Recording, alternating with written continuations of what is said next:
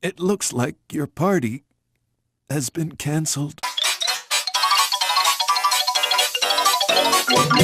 Spooky, scary skeletons and shivers down your spine. Resident Evil 2, known in Japan as Biohazard 2, is a survival horror game developed and published by Capcom and released for the Sony PlayStation in 1998. The player controls Leon S. Kennedy and Claire Redfield, who must escape Raccoon City after its citizens have been transformed into zombies by a biological weapon 2 months after the events of the original Resident Evil. Jill sandwich. The gameplay focuses on exploration, puzzles and combat. The main difference from its predecessor are its branching paths, with each protagonist having unique storylines and obstacles. Resident Evil 2 was directed by Hideki Kamiya and produced by Shinji Mikami, director of the first Resident Evil, and it was developed by a team of 40 to 50 people over 21 months. Resident Evil 2 received praise for its atmosphere, setting, graphics and audio, and has appeared on a list of several best games ever made. However, its controls, voice acting, inventory system and puzzles have garnered it some criticism. It is, however, the most popular Resident Evil game for a single platform, selling well over 1 million copies on the PlayStation, and it's also been ported to Windows, the Nintendo 64, the Dreamcast, the GameCube, and a modified 2.5 version was released for the Gamescom handheld. The story of Resident Evil 2 was retold and built upon in several later games, and has been adapted into various licenses of work. It was followed by Resident Evil 3 Nemesis in 1999, and a remake, also entitled Resident Evil 2, is due for release in January 2019. Get back!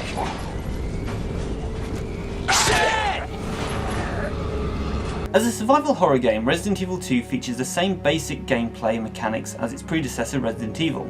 The player explores a fictional city while solving puzzles and fighting monsters. The game's two protagonists may be equipped with firearms, but limited ammunition adds a tactical element to weapon use. On the status screen, the player can check the condition of the protagonist, use medicine to heal their wounds, and assign weapons. The character's current health can also be determined by their posture and movement speed. For example, a character will hold their stomach in pain if they're wounded, or will limp slowly if they're on the verge of death. The protagonist may carry a limited number of items, and may store other items in boxes placed throughout the game world. Each protagonist is joined by a support partner during the course of their story, and these characters accompany the player in certain scenes, and occasionally become playable. Certain rooms contain typewriters that players may use to save their game, however each save expands one of the limited number of ink ribbons which the player must collect within the game world. The main addition over the preceding games is the zapping system, by which each of the two playable characters are confronted with different puzzles and storylines in their respective scenarios. After finishing the A scenario with one protagonist, a B scenario in which the events are depicted from the other character's perspective is unlocked. The player has the option of starting an A scenario with either of the two protagonists, resulting in a total of 4 different scenarios. Actions taken in the first playthrough affect the second. For example, the availability of a certain item may be altered. After each game, the player receives a ranking based on the total time taken to complete the scenario and the number of saves and special healing items used. Depending on the player's accomplishments, bonus weapons and costumes may be unlocked as a reward. The original version of Resident Evil 2 contains 2 standalone minigames, the Fourth Survivor and the Tofu Survivor. In both of these minigames, the player must reach the goal whilst fighting enemies along the way with only the default loadout. All later versions, except the Nintendo 64 version, added a third minigame, Extreme Battle, which consists of 4 playable characters and 3 stages. On September 29th, 1998, 2 months after the events of the first Resident Evil, most of the citizens of the Midwest American mountain community Raccoon City have been transformed into Zombies. by the T-virus, a biological weapon secretly developed by the pharmaceutical company Umbrella. Leon S. Kennedy, a police officer on his first day of duty, and Claire Redfield, a college student looking for her brother Chris, make their way to Raccoon City's police department. They discover that most of the police force has been killed, and that Chris has left to investigate Umbrella. headquarters in Europe. They split up to look for survivors and find a way out. While searching for an escape route, Claire meets a little girl, Sherry Birkin, who is on the run from an unknown creature, and Leon encounters Ada Wong, who claims to be looking for her boyfriend John, an Umbrella. researcher. Sorry about that. Development of Resident Evil 2 began 1 month after the completion of its predecessor in early 1996. The first footage of the game was shown at the V-Jump Festival in '96. This early build, later dubbed Resident Evil 1.5, produced by Shinji Mikami, differs dramatically from the released version in scenarios, presentation and gameplay mechanics. Its plot follows the same basic outline of Resident Evil 2 and features a zombie outbreak in Raccoon City 2 months after the events of the first game. However, in this version, Umbrella had already been closed down as a consequence of their illegal experimentation. The development team sought to retain the same level of fear from the original game, and thus introduced to the narrative 2 new characters who lacked experience dealing with terrifying situations: Leon Kennedy, largely identical to his persona in the final build, and Eliza Walker, a college student and motorcycle racer who was vacationing in her hometown of Raccoon City. Unlike the final version, the story paths of Leon and Eliza do not cross, and each character has 2 support characters instead of just 1. Leon received help from fellow police officer Marvin Branner and a researcher named Linda, an early build version of Ada, whilst Eliza was aided by Sherry Birkin and a man named John, who appears in Resident Evil 2 as the gun shop owner Robert Kendo. There were also more encounters with surviving policemen, such as a superior officer to Leon called Roy. The police department in which Resident Evil 1.5 began had more of a modern and realistic design, and was smaller than the final build seen in Resident Evil 2. The number of polygons used for enemy models was far lower than the released version as well. This allowed for more zombies to appear on screen, a method of invoking fear in the player that recurred throughout Resident Evil 1.5. Furthermore, the game employed dynamic music and frequently applied alterations to the pre-rendered background in response to events during gameplay. The playable character could be equipped with gear such as protective clothing that enhanced their defences and enabled them to carry more items, and the character's polygon models were altered by the costume changes and the damage received from enemies.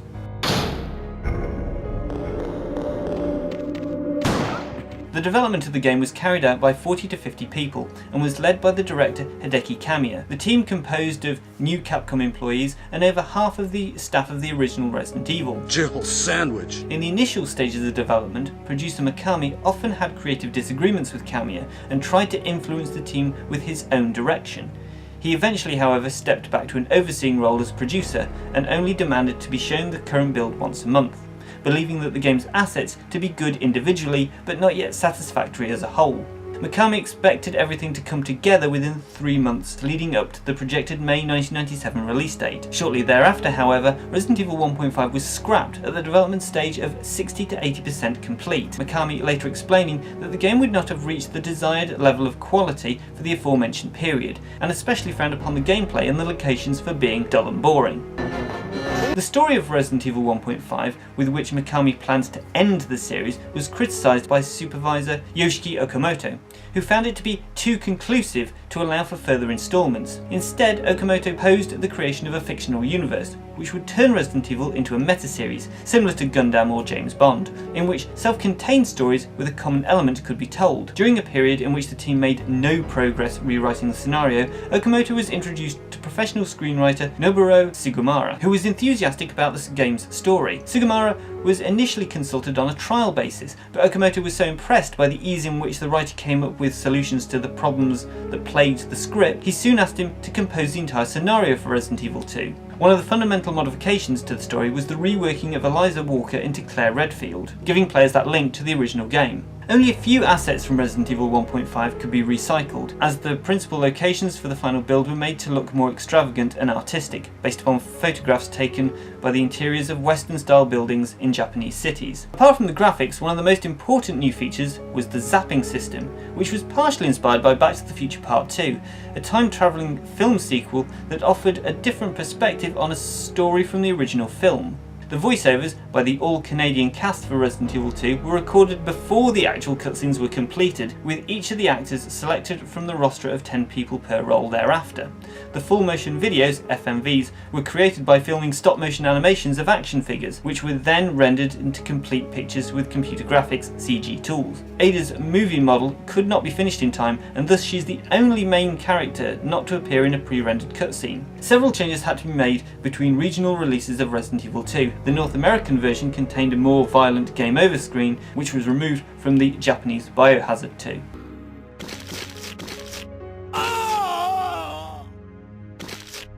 After its initial release for the PlayStation in January of 1998, Resident Evil 2 was reissued and ported to other systems, often gaining new features in the process. The first re-release was the DualShock version, which incorporated support for the PlayStation's DualShock controller. Other additions included a new unlockable minigame called Extreme Battle and Rookie Mode that enabled the player to start the main story with a powerful weapon and unlimited ammunition. The Japanese release of the DualShock version contained a USA version, a mode based on the difficulty level of Resident Evil 2's Western release. The DualShock version served as the base for the majority of ports, such as the Windows PC CD version Resident Evil 2 Platinum. Aside from retaining all the previous added features, the PC version ran at higher resolutions, and a data gallery was added to the main menu, allowing players to view movies, rough sketches, illustrations and 3D models. In February of 2006, a Japanese exclusive Windows XP compatible PC DVD was released that included higher quality FMVs. The Dreamcast version keeps all the additions from the PC release and incorporates a real-time display of the character's condition on the VMU, Visual Memory Unit. The Japanese edition of the Dreamcast port was given the subtitle Value Plus and came with a playable demo of Resident Evil Code Veronica. An unmodified port of the DualShock version was released for the Nintendo GameCube, and the initial PlayStation version was re-released for the Japanese PlayStation Network in 2007, whilst the North American counterpart received the DualShock version 2 years later. The Nintendo 64 version of Resident Evil 2 differs the most from all other releases. It is one of the very few games on the system to have FMVs, despite the limited storage space on the cartridge. Over the course of 12 months and with a budget of $1 million, Resident Evil 2 was ported to the N64 by a team of 9 full-time people and 1 part-time person from Angel Studios, with further help provided by a staff of 10 from Capcom's Production Studio 3 and Factor 5. This version offers features that were not included in any other system release, such as alternative costumes and the ability to adjust the degree of violence and change the colour of blood, a randomizer to place items differently through each playthrough, and a more responsive first-person control system. Additionally, the port features 16 new in-game documents known as the EX files, hidden throughout all 4 scenarios, and they reveal information about the series lore and connect the story of Resident Evil 2 to other installments, including some installments that hadn't even been released at the time. A port was considered for the Sega Saturn and was in development at Capcom for a time, but technical difficulties led to its cancellation in October of 1998. But probably the most infamous port is the Tiger Electronics sprite-based 2.5D version for their Game.com handheld in late 1998. It includes only Leon's story path and removes several of the game's core features.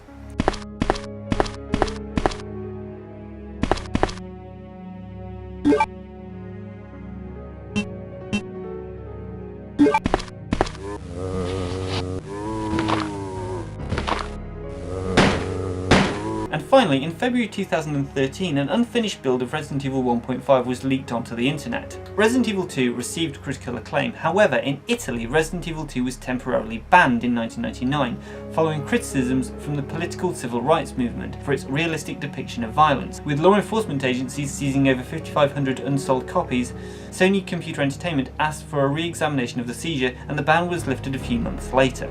The original PlayStation release holds an average 89 to 100 points on Metacritic, and the majority of reviews praised Resident Evil 2 for its atmosphere, setting, graphics and audio, but criticised its controls and voice acting and certain gameplay elements. IGN thought the game's atmosphere was dead on, claiming that the graphics, sound effects, music and level design all worked well to create a spooky, horror-filled world. GameSpot shared the opinion and found the game to be like a production out of Hollywood. They believed that it was more like an interactive cinematic experience than a video game. GameSpy and Eurogamer praised the zapping system for adding to the story and increasing the replay value of the game. They thought the idea of actions in the first scenario affecting the second was a cool concept, but said that it was underused in the game. Resident Evil probably has one of the most robust legacies within the video gaming sphere. We've seen comic book adaptations that try and focus on characters from the original games, such as Barry. We've seen romantic comedy takes on Resident Evil 2, focusing around Claire, Leon and Ada. We've seen a more direct novelization of Resident Evil 2, Resident Evil City of the Dead, written by S.D. Perry, who also wrote a series of novelizations for most of the Resident Evil series, all the way up to Resident Evil 0. There have been mobile games, Resident Evil Uprising, that's a condensed version of the Resident Evil 2 story, Resident Evil The Dark Side Chronicles, which was the on-rail shooter for the Wii, released in 2009, which has a reimagining of the Resident Evil 2 plot. We've seen Resident Evil 2 audio dramas developed by Capcom staff, one focusing on Sherry Birkin straight after the events of Resident Evil 2, where she's separated from Claire after they're trying to escape from Umbrella soldiers. sent in to cover up and kill any survivors of Raccoon City. And finally, we have Spy Ada, which is set a few days after Resident Evil 2, and it deals with Ada's mission to try and retrieve Sherry Birkin's pendant that had the G virus sample in it, which is said to be in the possession of Hunk, and is probably one of the more fleshed out additional stories in the Resident Evil universe. Put on the battered desktop and looked at Wesker. You're sending Bravo in. The captain gazed back at him impassively, arms folded across his chest. Standard procedure, Chris. Chris sat down, frowning. Yeah, but with what we talked about last week, I thought... And finally, as I'm sure we're all aware, we have the Resident Evil 2 remake, due for release in January 2019. It was announced in August of 2015, and is set for release on the PlayStation 4, Xbox One and Windows. Well, Littles and Jelly Spoons, wasn't that interesting? Yes, you know the crack by now. This is the bit of the video where I play a little bit of the game and give you my experiences with it and my feelings on it. This one is a little bit different though, chaps, because today we'll be playing this.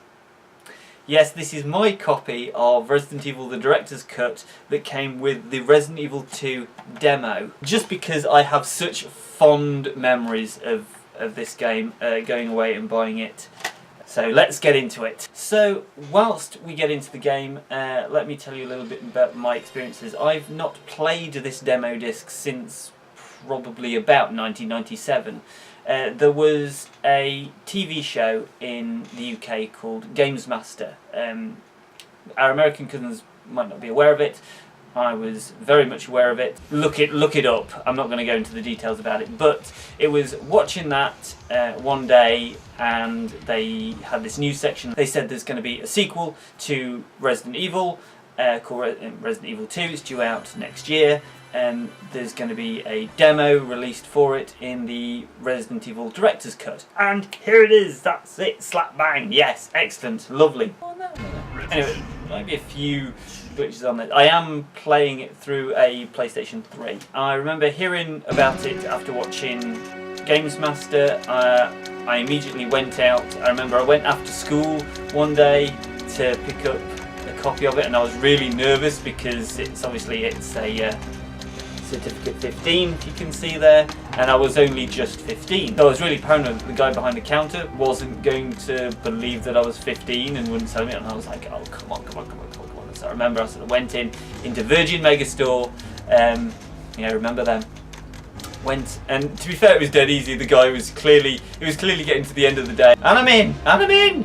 And it was clearly the end of the day, and the guy didn't give two hoots about who was selling this game to. I think he just wanted to finish for the day. Still got it. I appreciate, I think it is a little bit dark. Is there anything I can do about it? Oops, it didn't. Oops. Just, there we are, get through there. Bang in, through the door. Now you're going to see some of that classic Resident Evil bad voice acting.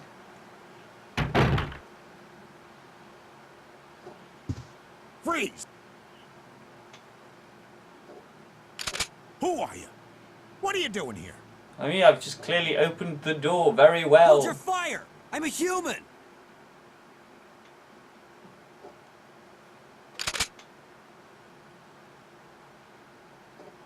Interestingly enough, if you play the game as Claire, the first scenario is Claire, he refers to her as Babe, so he's like, sorry about that, Babe. Hold on. I used to think that was hilarious when I was a kid. I don't have a clue. Sorry about that, Babe. I think it became a bit of a saying between me and my The friends. entire city was infested with zombies. Right, so that's good old Robert Kendo. Now, I don't know if in this demo, if there's the Brad secret, if you don't pick anything up on the way to the police station. Do you know, to say that I played this demo to death when I was a kid, I don't remember this weird. Yeah, I don't remember that.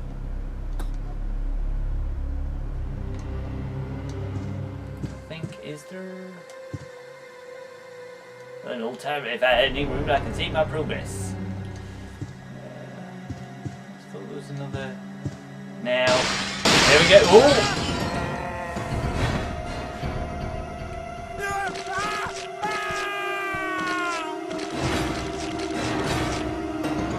Now, I can't remember if you can run in, grab the shotgun, I've been bitten twice, grab that shotgun, Leon, grab that shotgun, come on, run, leg it.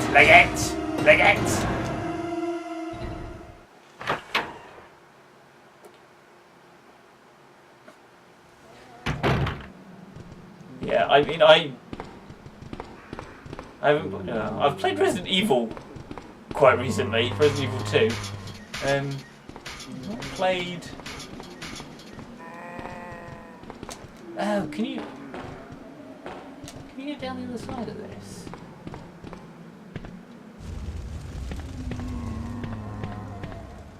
Oh yeah, because this layout's slightly different, isn't it? Yeah. Go on. There we go. Just. I did that one. I did that one for the kids. That one's for you. Yeah. So anyway, after I had bought the game from Virgin Megastore. Yeah. So bought the game from Virgin Megastore. So it wasn't a problem. Got it home. Actually popped in Resident Evil first and played that for about an hour just to see what the game was like. And I was like, yeah, actually this is quite cool. Made the mistake of picking Chris on my first ever playthrough, so that was a bit of a, fecked up a bit there, but there you go. You can't get, this one's locked, isn't it? Yeah, kind of, yeah. Preview. Also, they don't have the 180 quick turn in this, which is a pain. Let's see.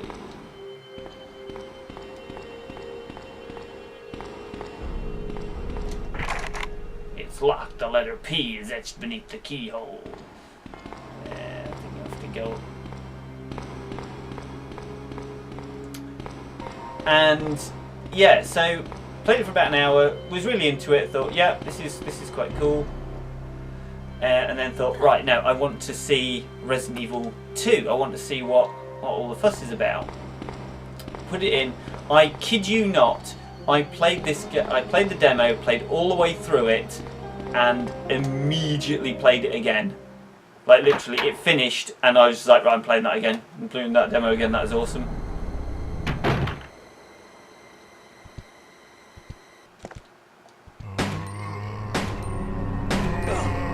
Get off me, you swine!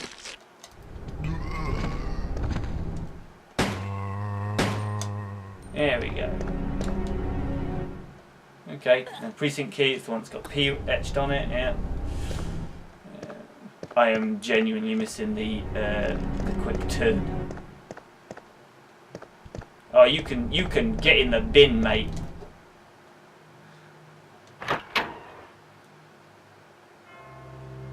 It shows again. Yeah, to say I genuinely played this over and over and over again until Resident Evil 2 was actually released. To be fair, I mean, I've probably played Resident Evil more times now than I've actually played this demo.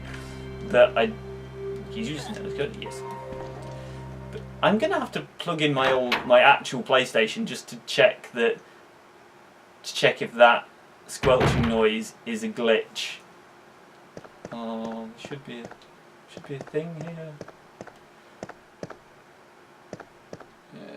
Here it comes, here it comes. What was that?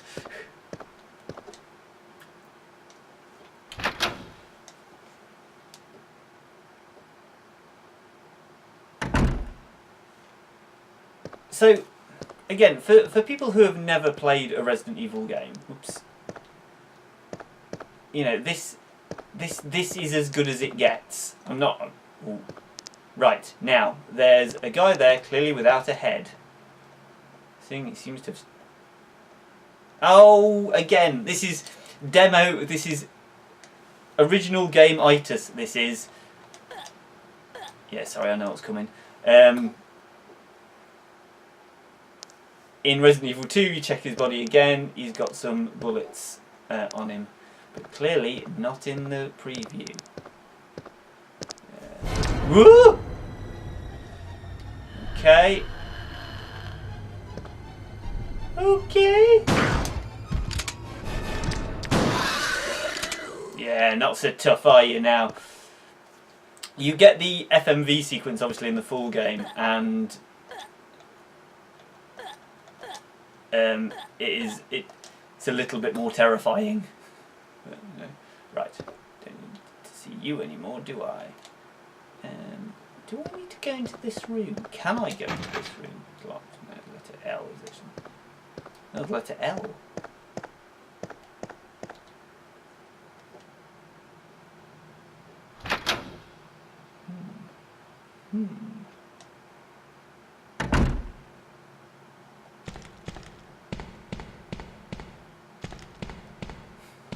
This is actually, I'm sort of discovering, oh, I actually know fuck all about this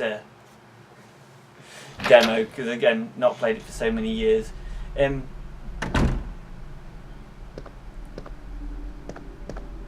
Bullets! Bullets! Don't think you get any more. I'm pretty sure you don't. You only get that set of shotgun shells now.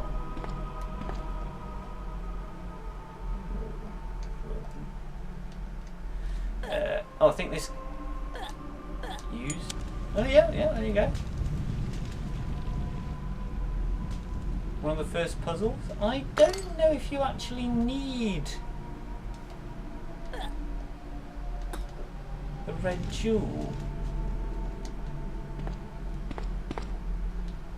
Maybe you do.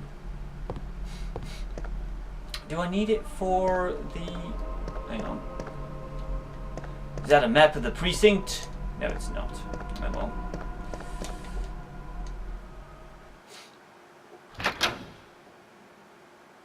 I thought it was going to be a map of the precinct. Yeah, so for those of you who've never played Resident Evil game before, then, by the way, I know I'm going back on myself. I'm just going back into the...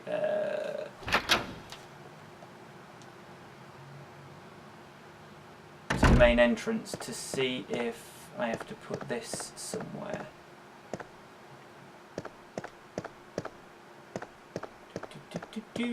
The red jewel. So yeah, it's like this game has obviously got very strong undertones of like classic zombie movies in it, and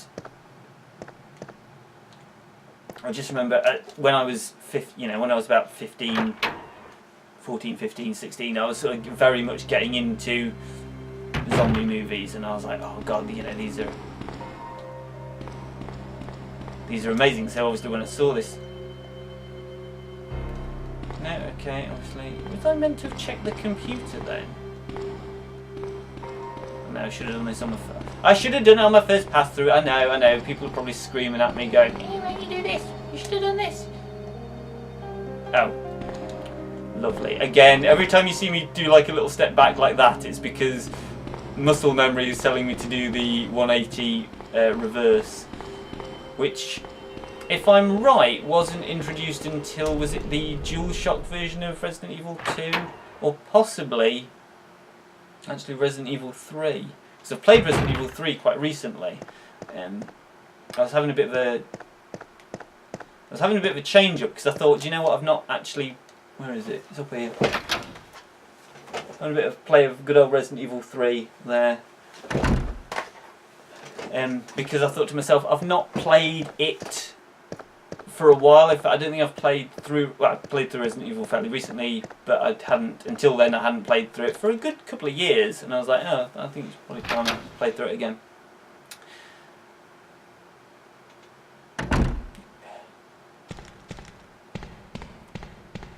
Okay, clearly I need to put the gem... Either the gem is completely useless...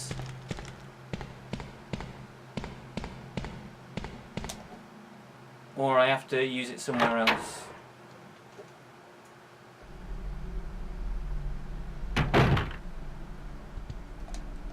It's a lady zombie! Yeah. See if I I can get into... It's locked. The letter S is...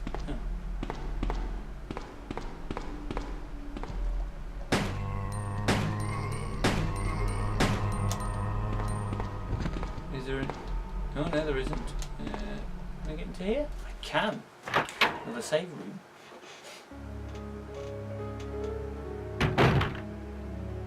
That music. I am telling you now, that music.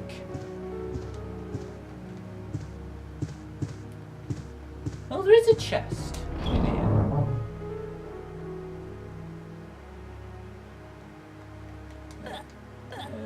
Ditch that. Handgun bullets, yeah, I'll take them. First aid spray. I don't necessarily think I need another first aid spray. I could put that one in. Okay. And then what we're going to do is combine those two and then combine those two. Excellent. Don't think you get anything else in here.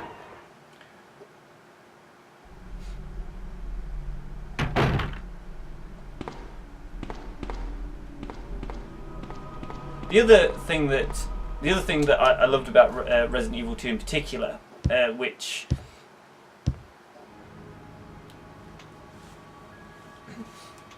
the other thing that I love particularly about Resident Evil 2 is, if you've ever seen, I think I did put it into the video beforehand, is yes, this puzzle is still here.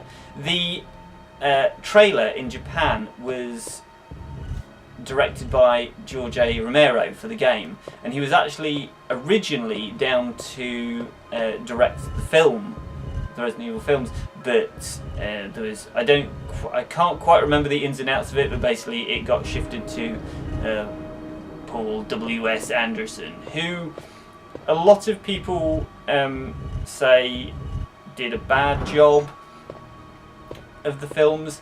I think the first film is... The first two films I think are probably the best of a bad bunch. They ain't great. I think everyone has to sort of admit that. I have a little bit of a guilty pleasure for the first two. I was like, actually, do you know what? They're not horrendous. And I actually, to a degree, I actually agree with his standpoint on when critics say, why did you not just do the plotline of the first game? And he was like, well, if you want to know the plotline of the first game, go and play the first game. It was like he was his own take on it, and I have a certain amount of respect for that. Okay, so you do get both gems. Okay. Yes, I will.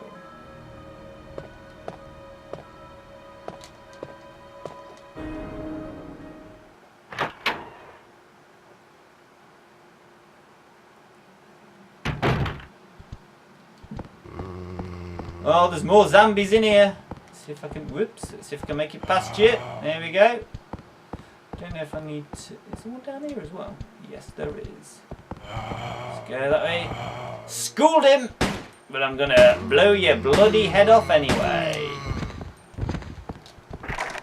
Oh god! Again, I'm trying to do the... Hang on. Yep. Oh, Jeff's gonna get up. Excuse me. No.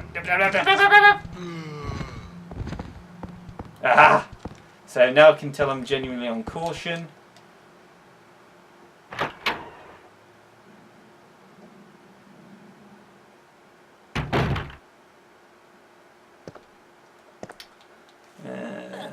Oh, go on. I'll use the first aid spray. Go on. Ooh. And so here we are in the STARS office, which I like. Do you know what? The minute because I had played the first game for about an hour and sort of got the general gist of like the Stars team and whatnot. Then actually to play this bit in the demo, I was like, oh my god, that's amazing! Like this is where like the stars come from. For it to be a replica gun. It's probably a member of the NRA. I think that's exactly what is said in. Oh no, that's exactly what it says in Resident Evil 2. I was thinking about Resident Evil 3. I was like, no, because Jill knows. And I'm like, one of these desks is Jill's. Chris's desk there. Take the diary. Chris's diary. I talked to the chief today once again, but he wouldn't listen to me. I'm absolutely positive that Umbrella conducted research on the T-virus in that mansion, but the entire mansion went up in that explosion, along with any incriminating evidence. Since so many people in this town are employees at Umbrella's chemical plant, no one is willing to talk about the incident. I'm just running out of options. August 17th, 1998. Recently, a series of strange incidents have been occurring locally. People say strange monsters are appearing at random throughout the city. This must be the work of Umbrella. With the help of Jill and Barry, I finally obtained information vital to this case. Umbrella has begun research on a new G virus, a variant of the original T virus. What does this G virus do? We've talked it over and have decided to fly to the main Umbrella headquarters in Europe. I won't tell my sister about this trip because doing so could put her in danger. Please forgive me, Claire. It's been filed.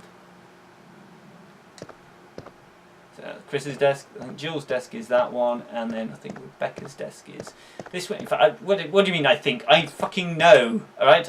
Another first aid spray, excellent, there you go, just in case. Can I get... No, the other shotgun is in there, and then... Tame the precinct.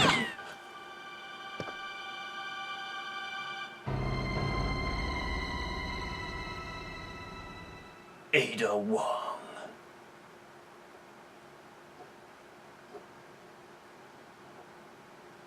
Oh. There we go. The nightmare has just begun, I'm guessing he's going to say. Oh, it's only just begun. So there we are, Ladles and Jelly Spoons. That is the Resident Evil 2 demo. Like I say, when I played this back in 1997, I immediately got to this bit and I was like, fuck that, I'm playing it again. Amazing demo, an amazing game.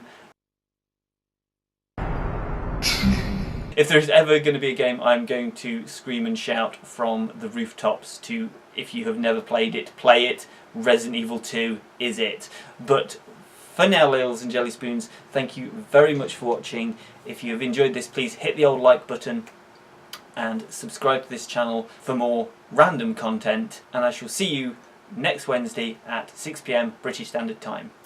Bye for now.